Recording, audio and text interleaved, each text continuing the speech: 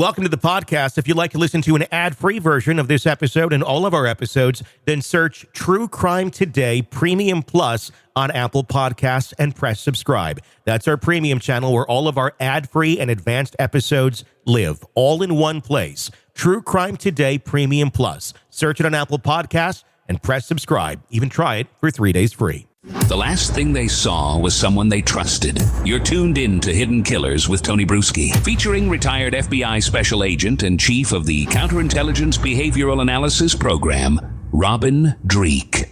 Yeah, not a conspiracy person, but what the hell are we covering up here? I mean, I know. Are we covering up a murder? Are we covering up bad police work? I mean, that's what I'm wondering. Like, I've said this in the beginning on this case.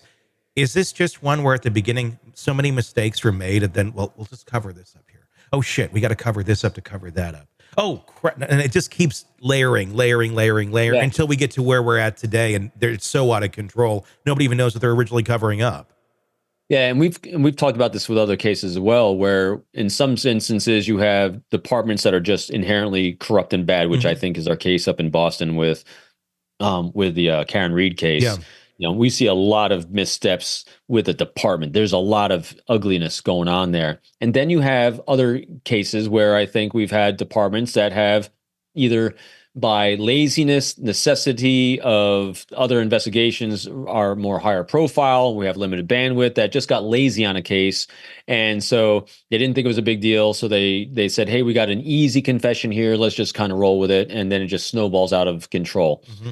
I'd like to think that this is the case on this one, because I don't like thinking that we have a lot of internal corruption going on. Maybe this was just a case of some lazy investigation early on. That's why we have missing tapes of interviews and not accepting alternative, and also taking an easy route with him because he's literally the only person they could even find in the location nearby. Maybe and he admitted to being there. He came to them to help. I know, and that's the other part. That doesn't fit a profile either. None of it. None of it fits to say it's him. Now, again, not saying it is or isn't, but it just doesn't fit anything we've ever seen. I just end up wondering at some point of the bad police work here and the bad investigating work, that did they dig their hole so deep and they pinned it on him so hard, and then maybe somewhere they realized, we don't have a lot here, but we're already this far in and we've already damaged this human being as much as we have.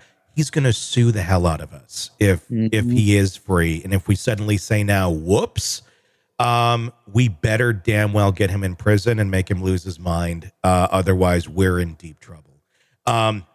It's happened before, and then we've seen jurisdictions come back and then try to pin something on some. But I mean, it reminds me of the case out of Green Bay and Manitowoc, Wisconsin, somewhat, the making a murderer with Steven Avery. He was in prison for a murder. Was released, sued Manitowoc County, got a huge $1 million sum judgment, and then, well, we don't want to pay that. Let's try and pin this other murder on him. And he's still in prison for that one. And Manitowoc didn't have to pay. So I'm wondering if there's something like that going on here. Delphi's not a big area. If they're looking at this going, this is going to really damage us if he sues us. I'm wondering if that's part of the motivation here, too, for whatever the hell's going on. I mean, all just conjecture, but I'm trying to connect dots. I hate thinking it, but it feels that way, doesn't it? There's some reason. It feels that way, and I don't like going on feelings. I like going on data, but again, the only optic that we have is the data points we get on the outside, not of the inside. But from the data points we're exposed to just through social media and news reports, the data that supports that's exactly what might be going on. But that's why we'll have to wait to see the trial. Yeah. Maybe prosecution has a lot of data points and evidence that'll make us go. And I completely own it when I'm off on stuff. I get it. I'm hoping we're completely wrong. I'm hoping that this is a very, very clear case, that there's a lot of reasons that we don't know of because of the investigation. It was very thorough, very exhaustive, very complete. And at the end of the day, everyone says, yep, that was righteous. Unfortunately, that's not this case. What's the probability of from what our optic is right now? Yeah, that didn't happen. There just wasn't an investigation that did very much of any of that. So, no, I mean, it will be fascinating. The trial set to begin here on the 14th, which is the week that this is airing, if you're hearing it now. So hopefully it does take place. And we'll have to see what happens in court. However, we can't see what's happening in court. There's no camera. There's no audio. You can't take notes. You can't live tweet. You have to, like, we're heading to old school, basically, but a pen and a notepad. And there's a lot of good reporters that are in there, including our own Bob Mata, who's a defense attorney. He's going to be on the ground all week. Oh, wow, good. And we're going to hear about this. We're going to find out what exactly is presented in court. And we'll see. Maybe there is something that will make all of our heads turn and go, oh, this is why they've been so sure about Richard Allen. I'm not holding my breath for it, but I'm leaving the window open.